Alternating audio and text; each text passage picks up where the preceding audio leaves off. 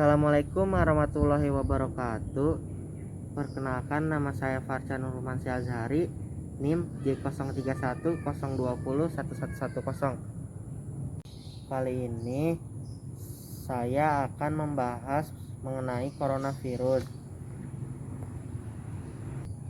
Pertama-tama, coronavirus merupakan keluarga besar virus yang menyebabkan penyakit ringan sampai berat, pilek dan penyakit yang serius seperti MERS dan SARS. Untuk penularannya sendiri yaitu dari hewan ke manusia atau yang sering disebut zoonosis, dan penularannya ke manusia sangat terbatas. Untuk 2019, coronavirus masih belum jelas bagaimana penularannya. Diduga dari hewan ke manusia karena kasus-kasus yang muncul di Wuhan semuanya mempunyai riwayat kontak dengan pasar hewan Wuhanan. Selanjutnya, seperti apa tanda-tanda virus ini dan bagaimana gejalanya?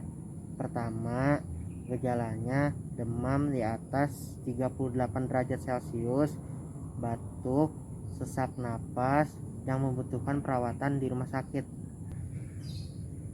Gejala ini diperberat jika penderita adalah usia lanjut dan mempunyai penyakit penyerta selainnya seperti penyakit paru obstruktif menahun atau penyakit jantung. Selanjutnya, bagaimana mengantisipasi penularan virus corona? Yang pertama, dengan meningkatkan kewaspadaan dan kesiapsiagaan di pintu masuk negara, baik di bandara, pelabuhan maupun lintas batas negara. Yang kedua, di pintu masuk negara terutama yang ada akses langsung dengan Wuhan atau Cina. Mengaktifkan penggunaan thermal scanner sebagai deteksi awal gejala demam pada pelaku perjalanan yang masuk. Jika ada yang tertangkap dengan alat ini, maka dilakukan pemeriksaan lebih lanjut dan jika perlu dirujuk ke rumah sakit rujukan atau perawatan lebih lanjut. Dampak yang ditimbulkan akibat virus corona. Yang pertama, untuk 2019, coronavirus dari kasus-kasus yang ditemukan saat ini dampaknya tidak terlalu besar dan angka kematiannya kecil. Hingga tanggal 19 Januari 2020 terjadi 2 kematian dari 198 kasus yang dilaporkan di Wuhan. Hingga saat ini WHO belum memberlakukan travel restriction untuk Wuhan. Namun demikian, tetap harus diwaspadai karena sumber penularan dan perkembangan virus ini masih belum jelas. Yang kedua, berbeda dengan MERS dan SARS yang juga disebabkan oleh virus corona, di mana kedua penyakit ini mempunyai dampak yang sangat besar baik dalam sektor kesehatan maupun sosial ekonomi dunia. Selanjutnya, apakah sudah ada laporan terkait virus corona di Indonesia? Hingga saat ini belum ada laporan virus corona di Indonesia. Selanjutnya, bagaimana kesiapsiagaan Indonesia dalam antisipasi virus? Selanjutnya, bagaimana kesiapsiagaan Indonesia dalam antisipasi virus ini? Yang pertama, Kemenkes telah menerbitkan surat edaran kepada seluruh dinas kesehatan provinsi dan kabupaten atau kota, rumah sakit rujukan, kantor kesehatan pelabuhan, dan balai teknik kesehatan lingkungan untuk meningkatkan kewaspadaan dan kesiapsiagaan dalam menghadapi kemungkinan masuknya penyakit ini. Yang kedua, bandara-bandara di seluruh Indonesia terutama yang mempunyai penerbangan langsung dari Cina meningkatkan kewaspadaan diantaranya dengan mengaktifkan thermal scanner, memberikan health alert card dan KIE pada penumpang.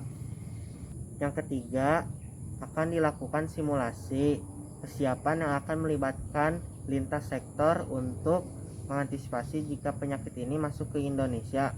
Yang keempat, penyebaran KIE kepada masyarakat agar tidak panik namun tetap waspada terhadap penyakit ini. Selanjutnya, yang ketujuh, himbauan tidak panik dan tetap waspada. Yang kedua, bila melakukan perjalanan ke Cina, terutama ke kota Wuhan, harus mengikuti langkah-langkah berikut. Yang pertama, menerapkan PHBS dengan sering mencuci tangan dengan sabun atau cairan pembersih tangan mengandung alkohol. Yang kedua, menghindari kontak dengan hewan, pasar hewan, dan agar tidak mengonsumsi daging mentah atau daging hewan liar. Yang ketiga, menghindari kontak dengan orang sakit. Yang keempat, jika mengalami gejala-gejala demam dan gangguan pernapasan, menghindari keluar rumah kecuali untuk berobat. Segera berobat, gunakan masker, dan menerapkan etika bersin atau batuk. Yang kelima, bila gejalanya muncul saat sudah kembali ke tanah air, agar segera berobat dan menyampaikan riwayat perjalanannya kepada dokter. Perkembangan virus pneumonia Wuhan 2019. Pertama, 30 Desember 2019, Wuhan Municipal Health Committee mengeluarkan pernyataan treatment of pneumonia of unknown cause. Yang kedua, 30 Desember 2019 dilaporkan ada 27 orang dengan pneumonia yang tidak diketahui penyebabnya ke WHO. Kebanyakan merupakan orang kios di Wuhan, South China Seafood Market. Yang ketiga, 1 Januari 2020, pasar ikan dan hewan yang diduga ada hubungan dengan kasus pneumonia tersebut ditutup untuk dibersihkan dan disinfeksi.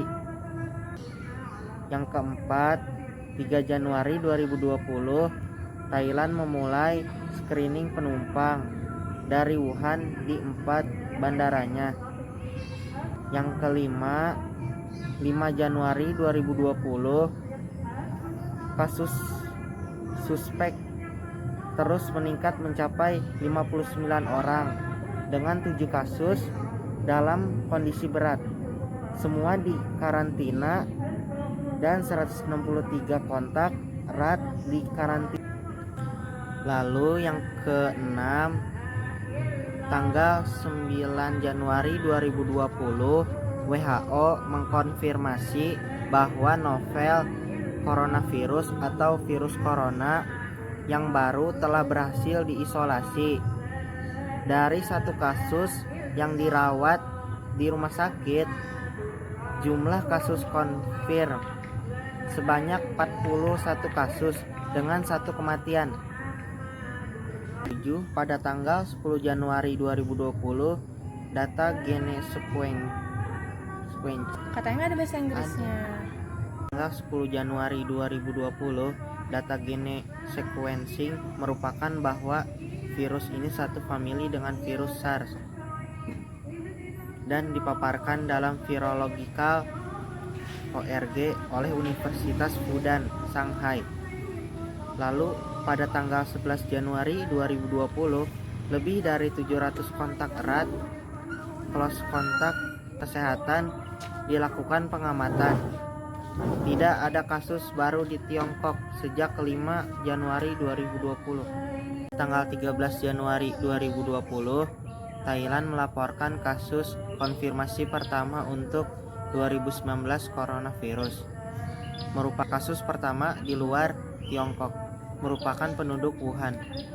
Lalu pada tanggal 14 Januari 2020, 2 orang dari 41 kasus yang terkonfirmasi di Wuhan yang merupakan sepasang suami istri yang memunculkan dengan adanya penularan antara manusia. Lalu pada tanggal 16 Januari 2020, Ministry of Health, Labor and Welfare Jepang melaporkan bahwa warga Tiongkok usia 30 tahun positif 2019 COVID-19 saat dirawat di rumah sakit pada tanggal 10 dan 15 Januari 2020. Pria ini tidak mengunjungi Huanan Seafood Market, tapi kemungkinan merupakan kontak erat dari salah satu kasus yang terpapar di Wuhan.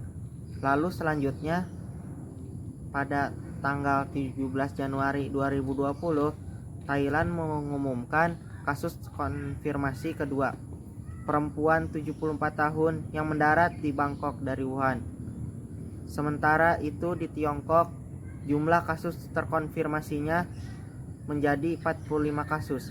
Lalu selanjutnya pada tanggal 19 Januari 2020, laporan pertama dari Guangdong Selatan 1 kasus dan Beijing 2 kasus. Sementara itu Wuhan melaporkan 136 kasus terkonfirmasi sehingga total kasus konfirmasi di Tiongkok adalah 201 kasus.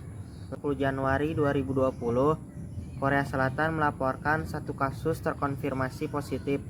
Beijing terkonfirmasi 3 kasus positif.